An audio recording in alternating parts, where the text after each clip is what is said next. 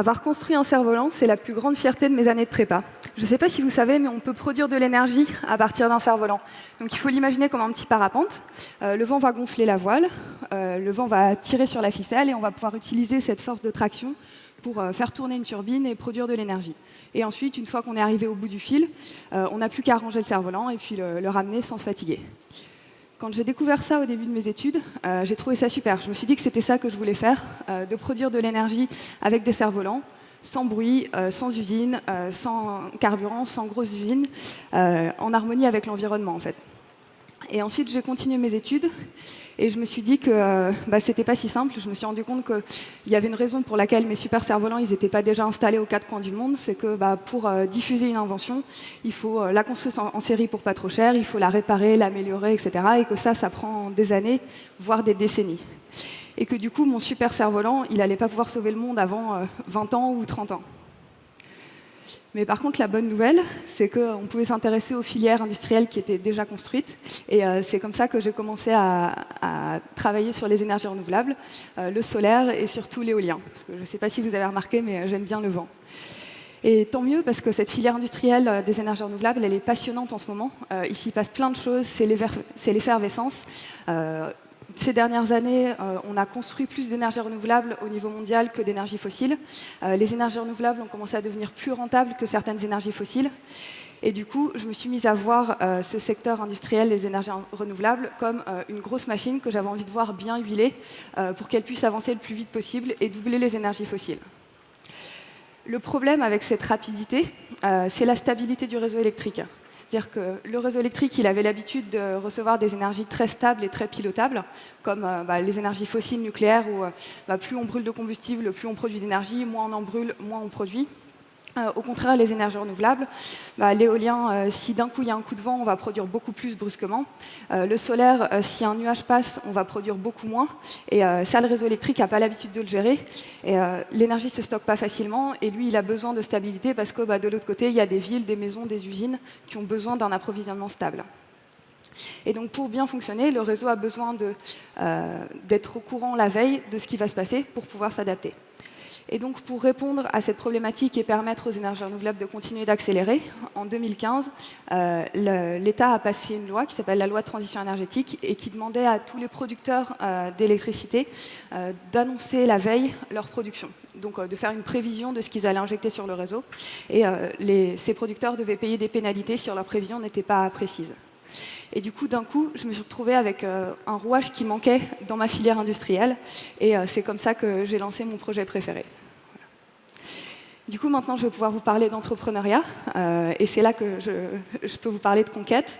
Après, le problème que j'ai eu quand j'ai réfléchi à ce que je connaissais, c'est-à-dire le vent, c'est que le vent, on ne peut pas le conquérir. Il fait ce qu'il veut, il va où il veut.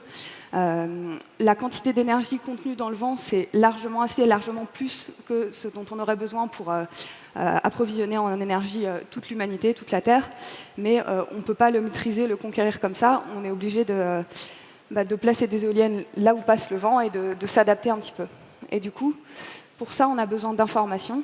Et c'est là que je vais pouvoir vous parler de la révolution de l'information, des data, de l'intelligence artificielle, dont vous avez sûrement déjà beaucoup entendu parler.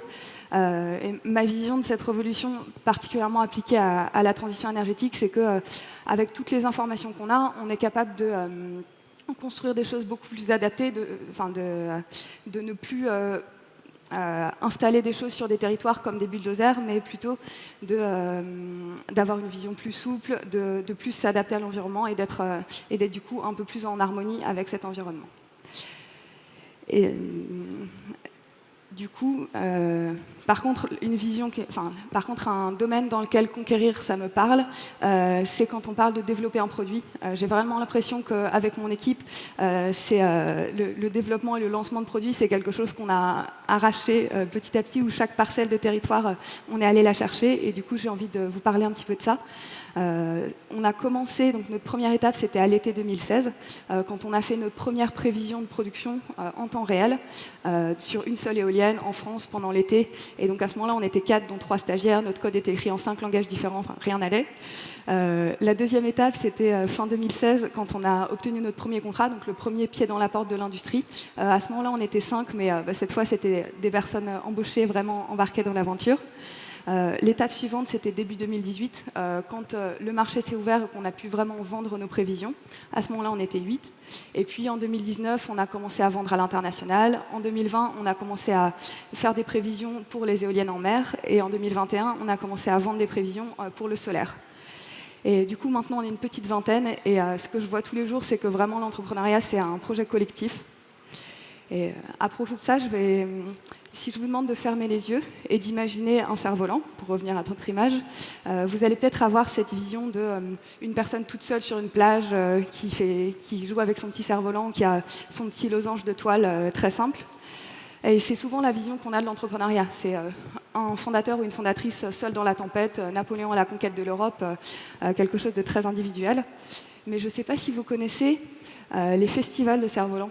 Il y en a un, par exemple, tous les ans à Berck-sur-Mer. Et là, les cerfs-volants sont immenses, ils sont très élaborés. C'est des animaux, des personnages, des dragons.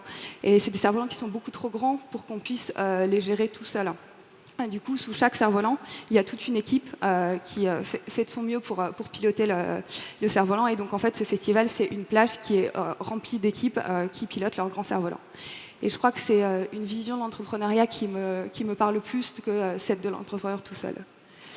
Et donc, 7 minutes, ça passe très vite, mais je vais vous laisser avec 2 idées. La première, c'est qu'on ne peut pas conquérir le vent. Par contre, on peut le comprendre et construire des choses adaptées, placer des éoliennes au bon endroit. Et la deuxième, c'est qu'on ne peut pas non plus piloter un projet entrepreneurial de manière très précise, très maîtrisée. Par contre, on peut être en équipe et travailler ensemble et naviguer ensemble dans les remous. Et c'est cette vision de l'entrepreneuriat que j'apprécie. Voilà, du coup, je ne vais pas oser vous souhaiter bon vent, mais je vous souhaite quand même de très belles aventures entrepreneuriales et je vous laisse avec Bob Dylan. Voilà. Must have wiped